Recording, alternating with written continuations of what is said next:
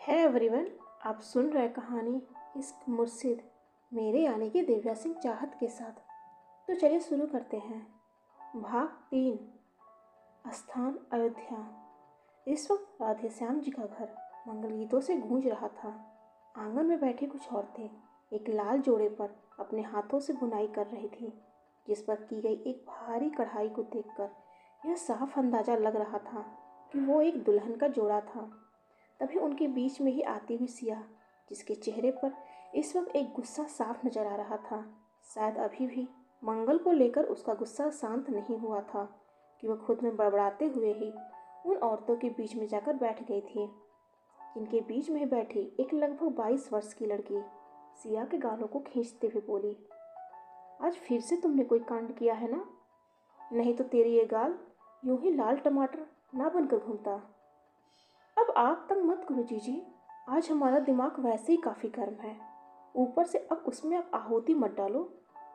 उस लड़की यानी कि राधा, जिसकी शादी की तैयारियां चल रही थी, अपने गालों से उसकी पकड़ को झटकते हुए सिया ने कहा था। लेकिन उसे देख राधा इस बार मुस्कुराते हुए उसकी गोद में एक लाल दुपट्टा रखते हुए कहा, अच्छा तुम्हें मेरी ओढ़नी देखो, इस पर बुने ये चांद सितारे काफ़ी जच रहे हैं ना? हम्म, ठीक ही हैं, सिया ने थोड़ा बेमन से कहा था। लेकिन उसकी बातों पर पास ही बैठी एक महिला ने कहा, अब तो राधा के बाद अगला नंबर सिया का ही है, तो क्यों ना ऐसी ही एक ओढ़नी सिया के लिए भी बुन दिया जाए। अरे रहने दो काकी, मेरी ओढ़नी पर ये चांद सितारे नहीं, मेरी ओढ़नी पर तो मेरे राम का नाम लिखा होगा। इस बार अपनी बातों को कहते हुए सिया की आंखें चमक आई थी, लेकिन पास बैठी राधा ने अपने सिर को झटक दिया था। तो वही कुछ औरतों को उसकी ये बातें थोड़ी बुरी भी लगी थी। तभी उनमें से एक ने कहा, इतना भी हर वक्त अपने राम का नाम लेकर नहीं इतराते छोरी, क्योंकि ओढ़नी पर नाम बदलते देर नहीं लगती। लेकिन इस बार सिया को उनकी बातें चुप सी गई थी। चेहरे पर एक गुस्सा साफ नजर आने लगा था। साथ ही वह कुछ कहने भी वाली थी कि तभी एक तरफ से आती हुई राधे श्याम जी की पत्नी और उसकी माँ निर्मला जी उसके बाजुओं को पकड़ लगभग उसे खींचते हुए अपने कमरे के भीतर चली गई थी, जिन्हें देख एक बार फिर से सिया ने कुछ कहना चाहा था। माँ आप ये, लेकिन निर्मला जी ने काफ़ी गुस्से में उसे सामने पलंग पर पटकते हुए बोला, चुप, अगर जुबान से एक आवाज़ भी निकाला तो यही हलक से तुम्हारी जुबान खींच लूंगी। लेकिन माँ, कहा ना चुप, और ये हर वक्त क्या राम राम लगा रखा है? हाँ, तुम उस राम के बारे में क्या जानती हो? आज तक कभी उसे देखा भी है, या उसके परिवार के ही किसी सदस्य से आज तक मिली हो? इस वक्त निर्मला जी का गुस्सा बिल्कुल अपनी चरम सीमा पर पहुंच चुका था, लेकिन उनके गुस्से को देख सिया की आंखों में एक नमी तैर आई थी। लेकिन माँ, बाबा खुद ये कहते हैं कि राम एक दिन जरूर आएगा। तुम्हारे बाबा भोले हैं, खुद की तरह ही उन्हें ये पूरी दुनिया, ये पूरा समाज भोला ही नजर आता है। लेकिन उन शहरी लोगों की सच्चाई मैं जानती हूँ। आया था उस राम का बाबा उस रात, वो कृष्णकांत चौधरी। उस वक्त तुम इस दुनिया में भी नहीं आई थी। उस रात उसके पास खाने के लिए एक दाना भी नहीं था। तब तुम्हारे बाबा ने खुद की परवाह किए बिना ही अपनी आधी जमीन बेच दी, ताकि वो शहर में जाकर अपना धंधा शुरू कर सके और अपने परिवार का पेट भर सके। लेकिन नतीजा क्या हुआ? आज वो लोग एक शहरी बाबू बन गए और हम लोग पूरी जिंदगी। अब बस भी करो निर्मला।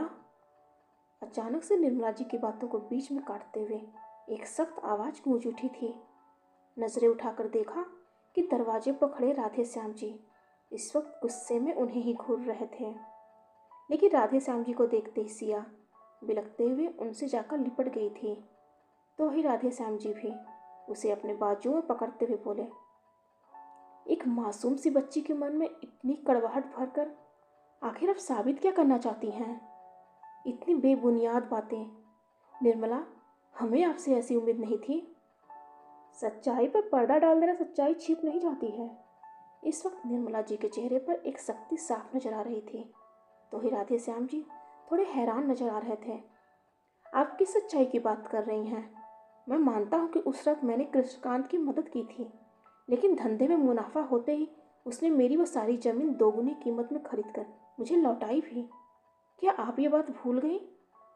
लेकिन निर्मला जी, जो अभी भी गुस्से में ही नजर आ रही थी, दूसरी तरफ अलमारी से कुछ साड़ियाँ निकालते हुए बोली, ऐसा करके उन्होंने हम पर कोई एहसान भी तो नहीं कर दिया। हमने अपनी ज़मीन उन्हें दान में नहीं दिया था, उनकी मदद की थी। फिर अगर उन्होंने हमारी ज़मीन हमें लौटा भी दी तो कौन सा हम पर एहसान कर दिया? बस एक झूठी दिलासा दिया कि वो इस दोस्ती को रिश्तेदारी में बदलना चाहते हैं, और इसके लिए उन्होंने अपने बेटे राम के लिए हमारी सिया को मांगा। लेकिन उसके बाद कभी उन्होंने पलट कर देखा तक नहीं, कभी आपसे हाल चाल पूछने की भी कोशिश की है। लेकिन इस बार राधे श्याम जी खामोश थे। तो ही निर्मला जी इस बार गुस्से में ही उस कमरे से बाहर निकल गई थी। जिन्हें जाते देख भी वह खामोश ही थे, लेकिन खुद से लिपटी सिया को अभी भी सिसकते हुए देख इस बार वह उसके बाजुओं को पकड़ते हुए खुद भी घुटनों पर बैठ गए थे। तभी सिया ने कहा, बाबा, तो क्या राम?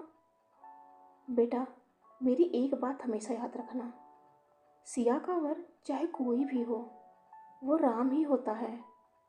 हाँ, उसके नाम अलग हो सकते हैं, उसका रंग रूप अलग हो सकता है, लेकिन वो वास्तव में सिया का राम ही होता है। और ये बात तो आप भी जानती हैं ना, जैसे हमारे रामलला के कई रूप, कई अवतार हैं, लेकिन वो सभी भी तो हमारे रामलला के प्रतिरूप हैं। इसलिए आप समझ रही हैं ना कि आपके दादा आपसे क्या कहना चाहते हैं। इतना कहते हुए राधा श्याम जी ने उसके आंसुओं को साफ करते हुए उसके चेहरे को अपनी हथेलियों के बीच पकड़ लिया था। तो वही सिया भी इस बार उनकी बातों के जवाब में बस अपनी गर्दन को हाँ में हिला दिया था। तो उधर दूसरी तरफ दिल्ली चौधरी भवन के भीतर अपने कमरे में राध्या कल सुबह अयोध्या निकलने की सारी तैयारियां करते हुए अभी अपने ट्रॉली बैग को बंद किया ही था कि तभी कमरे की खिड़की से भीतर आते अच्युत को देख वह डर से चिंक उठी थी। लेकिन सामने अच्युत को देख उसने खुद को संभालने के साथ साथ गुस्से में उसके ऊपर चीख भी उठी थी। अच्युत, तेरा दिमाग खराब है क्या? दरवाजे की बजाय ऐसे खिड़कियों से? वो मैं बस ये पूछने आया था कि कल जाते वक्त रास्ते में हम लोग अयोध्या की उस सिया के लिए कोई गिफ्ट खरीद ले क्या? लेकिन उसकी बातों को सुन राध्या अवाक थी। तो इस वक्त यहाँ खिड़की से कूदकर ये पूछने आया था? जिसके जवाब में अच्युत ने बस अपनी गर्दन को हाँ में हिलाया ही था कि राध्या के चेहरे पर एक झुंझलाहट साफ नजर आने लगा था। मॉम ने बिल्कुल सही कहा था, इस वक्त तेरा दिमाग खराब हो चुका है। और अच्युत के बाजुओं को पकड़े उसे इस बार दरवाजे से बाहर निकालते हुए बोली, इसके लिए तुझे राम भाई से कांटेक्ट करना चाहिए। और उसके मुंह पर तुरंत उस दरवाजे को बंद कर दिया था कि तभी हॉल से आती एक आवाज़ को सुन उसने उस दरवाजे को वापस से खोल भी दिया था और अच्युत की तरफ देखते हुए वह भी नीचे हॉल की तरफ दौड़ पड़ी थी, जहाँ इस वक्त हॉल में सोफे पर दादाजी खामोश बैठे थे। लेकिन कृष्णकांत जी काफ़ी गुस्से में अपनी कलाई पर बंधी घड़ी को घुमाते हुए कहा, इस मामले में अब मैं कोई बहस नहीं चाहता। कल सुबह 8 बजे मुझे इस घर का हर सदस्य घर के बाहर नजर आना चाहिए, नहीं तो फिर कल वो अपने अंजाम का जिम्मेदार खुद होगा। और सामने ही नासमझी में खड़े अच्युत और राध्या को भी सख्ती में ही एक नज़र देखते हुए वो अपने कमरे के भीतर चले गए थे, जिनके पीछे ही हल्की मायूसी के साथ दादाजी भी आगे बढ़ गए थे। तभी एक तरफ शांत खड़ा राम, बगल में ही खड़ी लगभग 45 वर्षीय महिला यानी कि रमा चौधरी, जिनका ऑरा इस वक्त इतना डार्क था कि वो उनके एक ऊंचे व्यक्तित्व को दर्शाने का काम कर रहा था। चेहरे पर एक अलग ही तेज था जो उन्हें एक इंटेलिजेंट बिजनेस वेमेन की श्रेणी में दर्शा रहा था। लेकिन उनकी आंखों में भी इस वक्त एक गुस्सा साफ नजर आ रहा था। तभी उनके कंधों पर अपनी हथेलियों को रखते हुए राम ने कहा, मॉम, जस्ट रिलैक्स। मुझे लगता है कि हमें डैड की बात को मानते हुए कल अयोध्या जाना चाहिए। आफ्टर ऑल अयोध्या से हमारा भी पुराना रिश्ता है। वहाँ हमारा कुछ नहीं है, समझे तुम? राम की बातों को काटते हुए रमा चौधरी जी ने काफ़ी सख्ती में कहा था। वहाँ सिर्फ गरीबी, बेचारगी और लाचारी है, जिसे सालों पहले पीछे छोड़कर आज मैंने ये मुकाम हासिल किया है। मुझे उस जगह से नफरत है। वो जगह नहीं, वो एक नर्क है। इससे ज़्यादा और उसे कुछ नहीं कहा जा सकता। बट मॉम, राम बेटा, भाभी ठीक कह रही हैं। एक बार तुम अपने स्टैंडर्ड को देखो, फिर उन लोगों को। हमारे सामने उनकी कोई क्लास तक नहीं है। और बेटा ये सोचो कि वहाँ जाकर हम लोग। रमा चौधरी की बातों का जवाब देते हुए अभिराम कुछ कहता, उससे पहले ही उसकी बातों को काटते हुए राध्या ने थोड़ी ऊंची आवाज में कहा, मॉम, आखिर गरीब होने में प्रॉब्लम क्या है? वो भी तो हमारी तरह एक इंसान ही होते हैं। फिर आप उनके लिए। लेकिन अभी राध्या अपनी बातों को पूरा कर पाती उससे पहले ही शताक्षी का एक जोरदार थप्पड़ राध्या के गालों पर बरस चुका था। अब इसके आगे एक लफ्ज़ नहीं।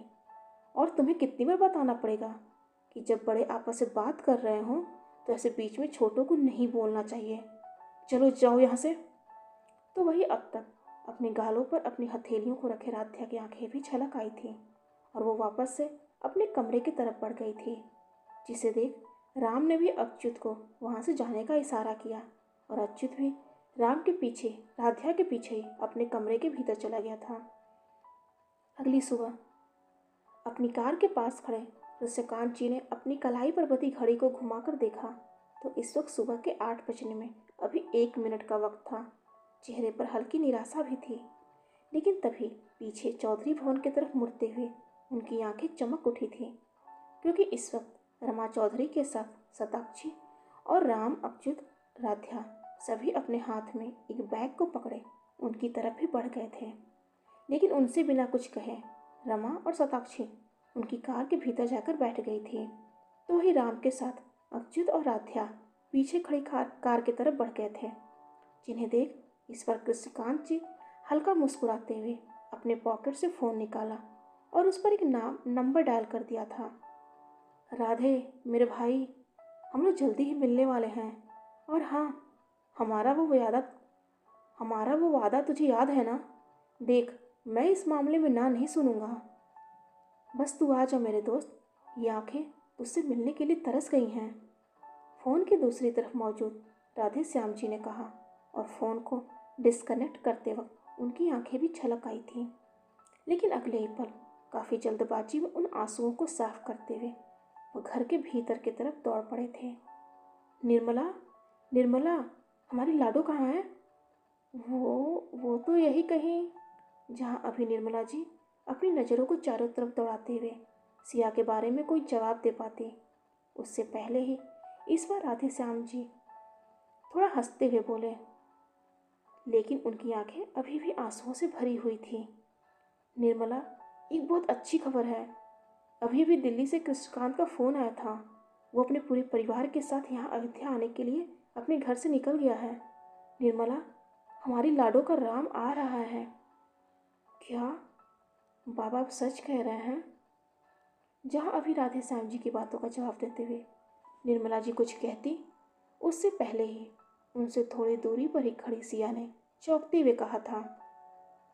तो वही उसके बाबा भी मुस्कुराते हुए उसकी तरफ ही बढ़ गए थे और उसके सिर पर अपनी हथेलियों को फेरते हुए आगे कहा, हाँ लाडो, अभी अभी उन्हीं लोगों का फ़ोन आया था। उन्हें आज भी अपना वादा याद है।